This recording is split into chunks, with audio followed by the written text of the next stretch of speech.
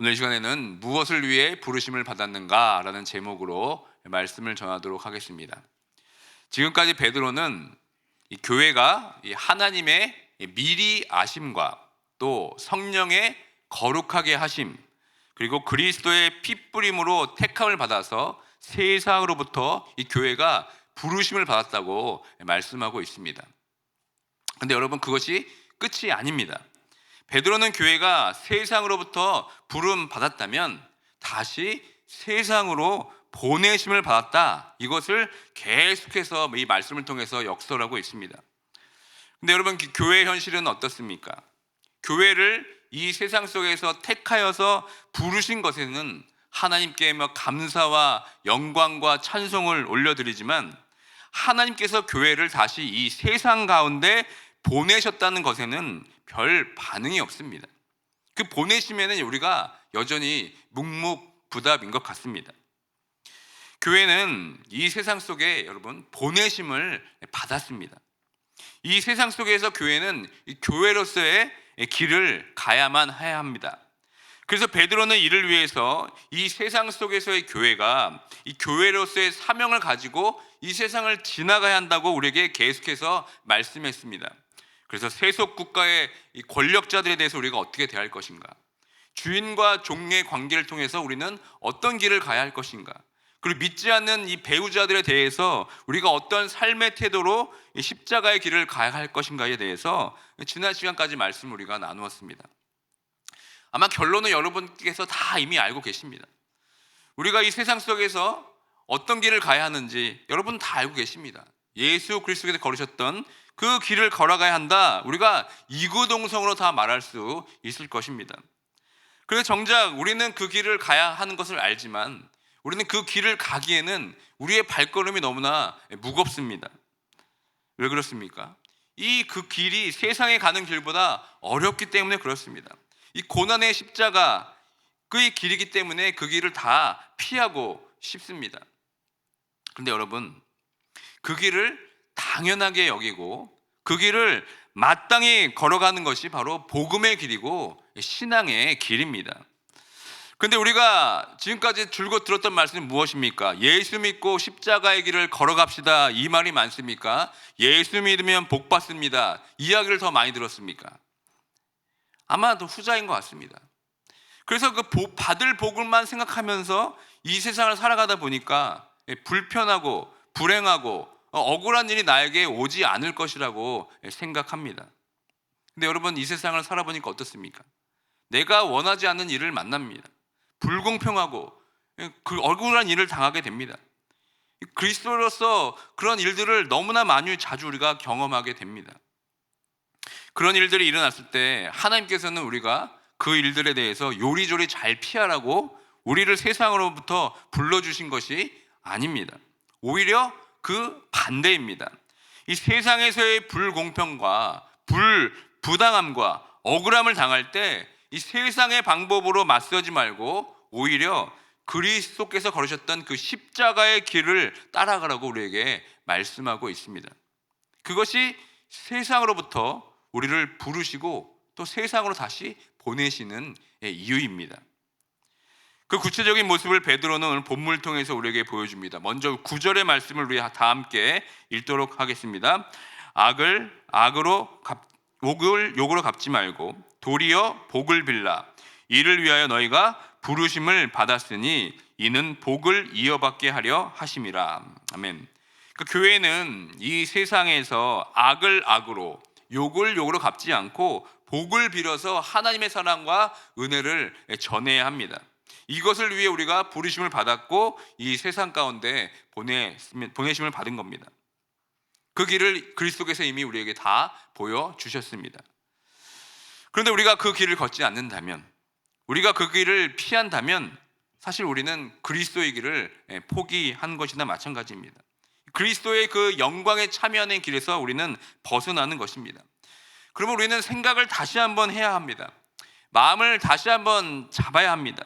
우리가 마땅히 당연히 걸어가야 할 길이 무엇인지 다시 한번 생각하고 다시 한번 결단을 해야 됩니다. 베드로는 그래서 먼저 그 길을 걷기 위해서 교회가 자신들의 이 공동체 안에서 먼저 하나가 되어야 한다고 말씀하고 있습니다. 서로 사랑하고 또 연합을 해야 한다고 계속해서 말씀하고 있습니다. 우리 8절의 말씀을 함께 읽겠습니다.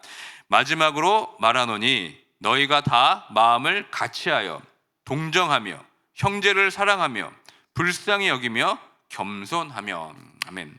그러니까 베드로는 교회를 부르신 그 뜻과 목적을 위해서 먼저 교회 공동체 안에서 다뤄질 것이 무엇인지 지금 우리들에게 소개하고 있습니다.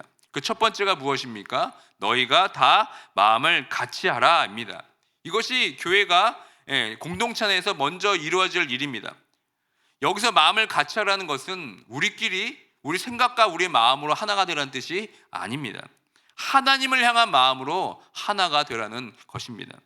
이것이 어떤 마음입니까? 그것은 하나님만을 두려워하는 그 마음을 말하는 것입니다. 그 두려운 마음으로 하나가 될 때 우리는 함께 동정하게 됩니다. 함께 동정한다는 것은 함께 고난을 받는다는 것입니다. 서로 긍휼히 여기고 상대의 감정과 처지에 깊이 공감을 하는 것을 말합니다. 함께 울어주고 함께 기뻐해주는 성숙된 태도가 바로 동정하게 한다는 겁니다. 그렇게 될 때 형제를 사랑하고 또 불쌍히 여기게 됩니다. 이것을 우리 말해서 소위 형제애 이렇게 부르기도 합니다. 교회에서 정말 이것이 중요합니다. 하나님께서 부르신 영광과 소망을 품고 한마음 한뜻 되어서 서로를 긍휼히 여기며 서로 위로하고 서로의 짐을 서로 질 때 끈끈하고 짙은 형제애가 생기게 됩니다. 이 형제애는 주중에 서로 연락하고 밥 사준다고 생기는 것이 아닙니다. 이 세상 속에서 그리스도께서 걸으셨던 그 길을 걸으면서 서로가 고난을 받았을 때 이 형제애는 더욱더 깊어집니다. 이 세상과 다른 길을 가게 되면서 받는 그 외로운 길을 서로 갈 때 이들은 서로를 더 격려하고 위로합니다. 그래, 우리가 가는 이 길이 정말 힘들지만 이 길이 맞는 거야 라면서 서로 위로하면서 격려할 때 생기는 것이 바로 형제애입니다. 형제를 불쌍히 여기며 해서 불쌍히 여긴다의 뜻의 헬라어 원문의 단어는 스플라흐라고 합니다. 그 뜻은 사람의 내장 이런 뜻입니다. 그래서 불쌍히 여긴다라는 말을 할 때 이것을 우리말로 표현하자면 애간장이 끊어진다 이렇게 표현할 수가 있습니다.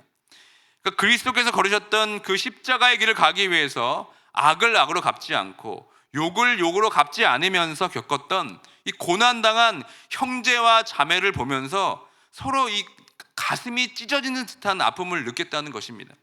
나도 십자가의 길을 가기 위해서 너무나 많이 아팠는데 너는 얼마나 아팠겠니? 라는 그 마음, 그것이 바로 불쌍히 여긴다 이런 마음입니다. 여러분들은 어떠십니까? 우리 교회 형제 자매님들을 보면서 그런 애간장 끊는 듯한 아픔을 느끼고 있습니까? 나도 그 길을 가느라 아팠는데 너는 오죽 아팠겠니? 라는 이런 동변상련의 마음으로 서로를 지금 바라보고 계십니까?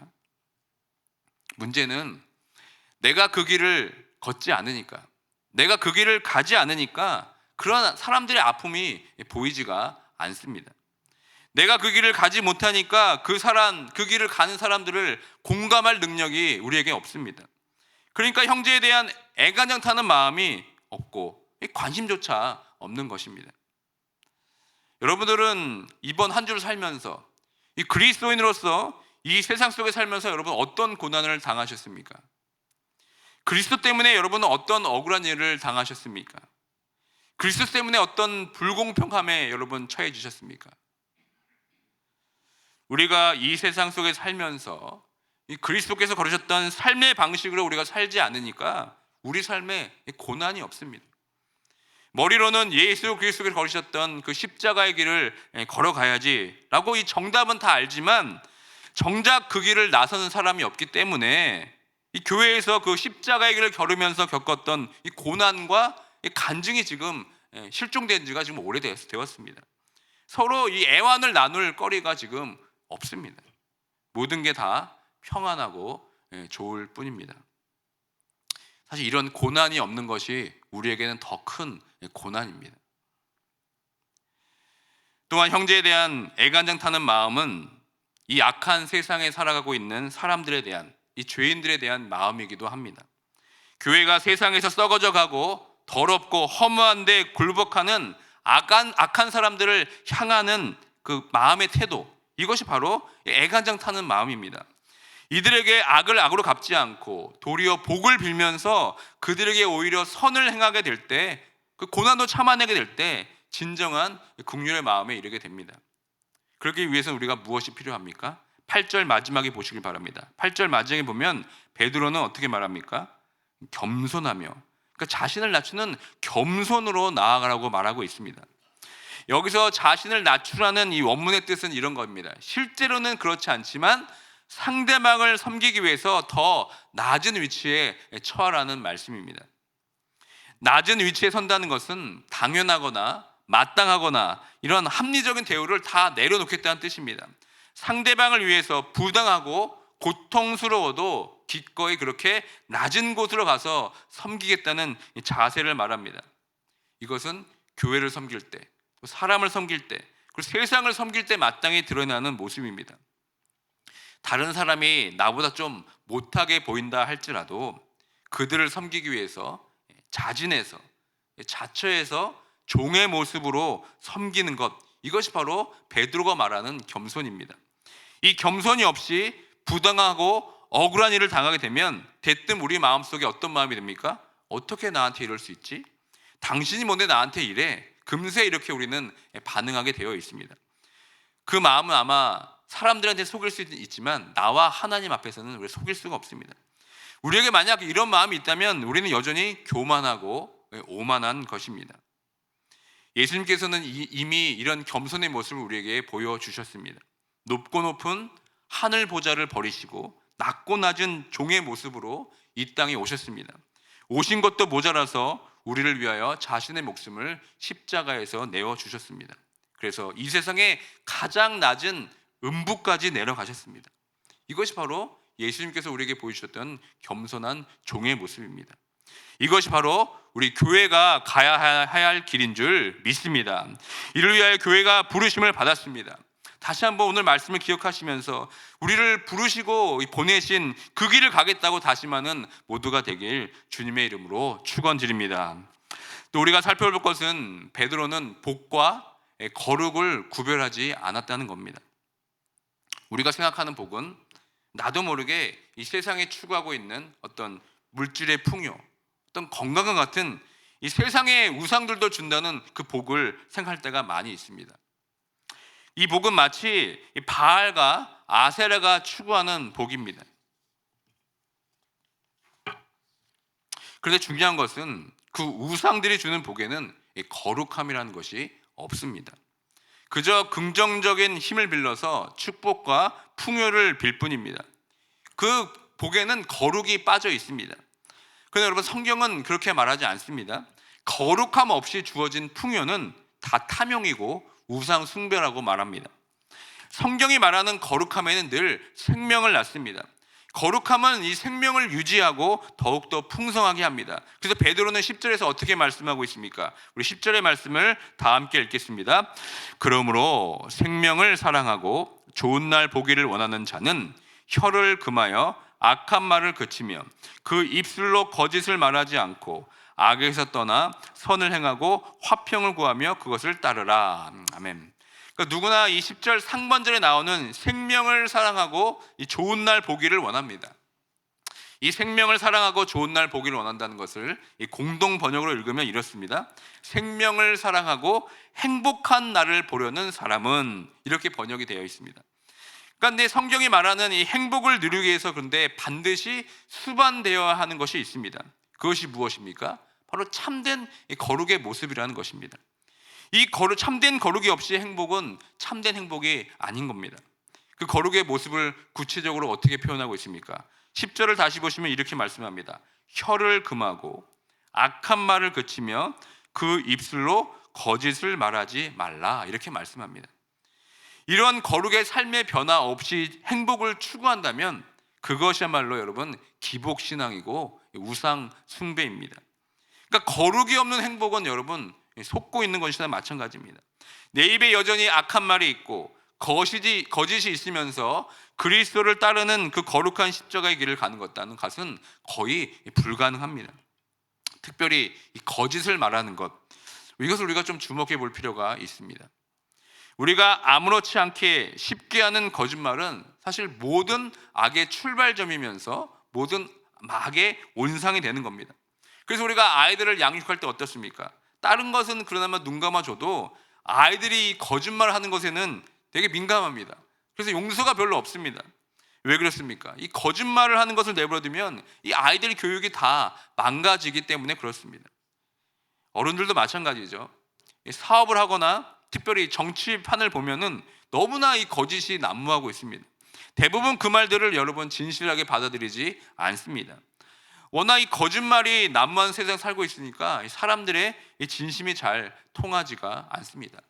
그러니까 우리가 하나님의 행복을 받기를 원하면서 그 복을 추구하면서 우리 삶 가운데 이런 거짓, 이런 거룩이 없다면 여러분 그것은 우리는 바알과 아세라 같은 이 풍요의 복을 쫓는 것이나 마찬가지라는 것입니다. 또 11절에 보시면 이제는 어떤 무엇 하지 말라는 수동적인 모습에 벗어나서 더 능동적이고 적극적으로 나아갈 것을 말합니다. 다 함께 11절의 말씀을 다시 한번 읽겠습니다. 악에서 떠나 선을 행하고 화평을 구하며 그것을 따르라.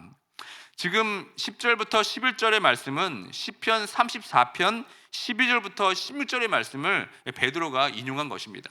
이 말씀의 배경은 다윗이 아비멜렉 앞에서 미친 척하다가 쫓겨나서 지은 시입니다. 그러니까 베드로는 이 시편 34편의 말씀을 이미 2장 2절에서 주의 선하심을 맛보아 알지어다라는 이 말씀을 벌써 인용을 했습니다. 베드로는 아마도 이 부르심을 받은 다윗이 쫓겨다니는 그 처지와 지금 베드로의 편지를 받는 이 교회의 상황이 비슷하다고 생각한 것 같습니다. 그럼에도 불구하고 다윗은 그런 상황 가운데서 어떻게 말합니까? 적극적으로 선을 행하고 화평에 쫓기에 힘쓰라고 말씀하고 있습니다. 그렇다면 다윗은 왜 악을 악으로 갚고 욕을 욕대로 갚으면 될 텐데 그런 상황 가운데 왜 선을 행하라고 지금 우리에게 말씀하고 있습니까? 그것은 바로 하나님의 이 공의로운 심판이 기다리고 있다는 것을 믿었기 때문에 그렇습니다.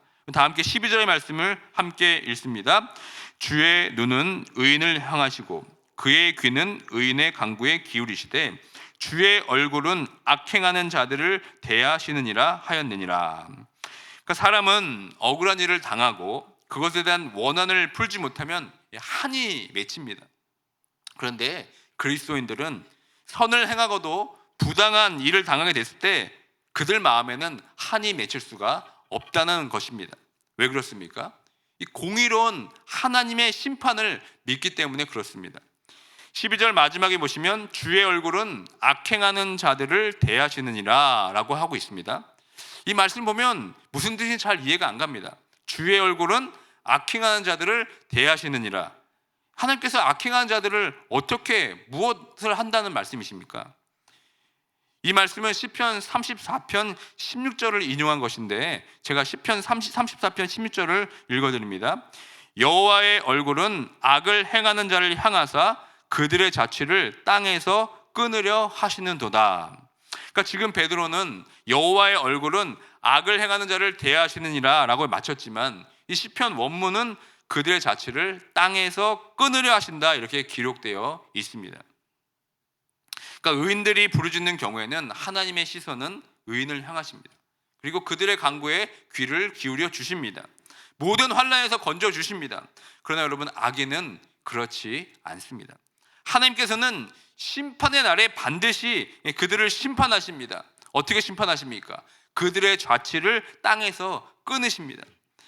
그렇기 때문에 우리는 그들의 악으로 인한 어떤 불의한 상황 가운데 선을 행하고 화평을 쫓을 수 있는 그 이유가 되는 겁니다.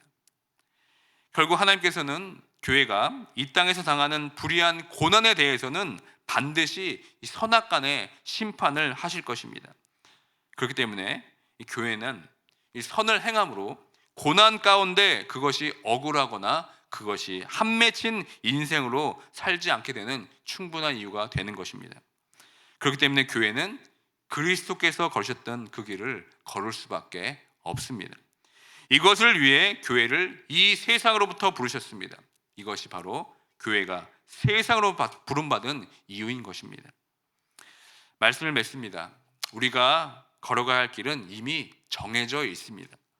이 세상 가운데 악을 선으로 갚고 욕을 욕대로 갚지 않고 의로운 고난을 통해서 그리스도의 발자취를 따라가라고 우리를 부르셨습니다. 이를 위해서는 우리에게 무엇이 필요합니까? 겸손이 필요합니다. 그리고 거짓을 버려야 합니다. 그리고 부당함과 억울함이 있을지라도 하나님께서 결국 심판해 주신다는 그 믿음을 가지고 이 땅에서 당당하게 여러분 십자가의 길을 걸어가시길 바랍니다. 이것을 위해 우리를 부르셨습니다. 이것이 바로 우리가 이 세상 속에서 걸어가야 할 길입니다. 다시 한번 우리를 이 세상 속에 부르신 목적과 이유를 깨닫고 모두가 한 마음으로 함께 이 고난의 길을 걸으며 함께 승리하는 모두가 되길 주님의 이름으로 축원드립니다. 아멘. 이 시간 다 함께 기도합니다. 말씀을 기억하면서 기도하기 원합니다. 교회는 이 세상에서 악을 악으로 욕을 욕으로 갚지 않고 복을 빌어서 하나님의 은혜와 사랑을 전해야 합니다. 이것을 우리가 위해서 부르심을 받았고 또 이 세상 가운데 보내졌습니다. 그 길은 이미 그리스도께서 이미 우리에게 보여주신 길입니다. 그런데 우리가 그 길을 걷지 않는다면, 우리가 그 길을 따라가지 않는다면, 우리가 그 길을 피한다면 우리는 스스로 그리스도인인 것을 포기하는 것입니다. 그러므로 우리는 다시 생각해야 됩니다. 다시 마음을 다잡아야 합니다. 우리가 마땅히 당연히 걸어가야 할 길이 무엇인지 다시 한번 생각해보고 선을 행함을 통하여서 그 부르신 고난의 길을 동참하는 내 자신과 우리 교회가 될 수 있도록 이 시간 다 함께 기도하며 나아가도록 하겠습니다. 하나님 감사합니다.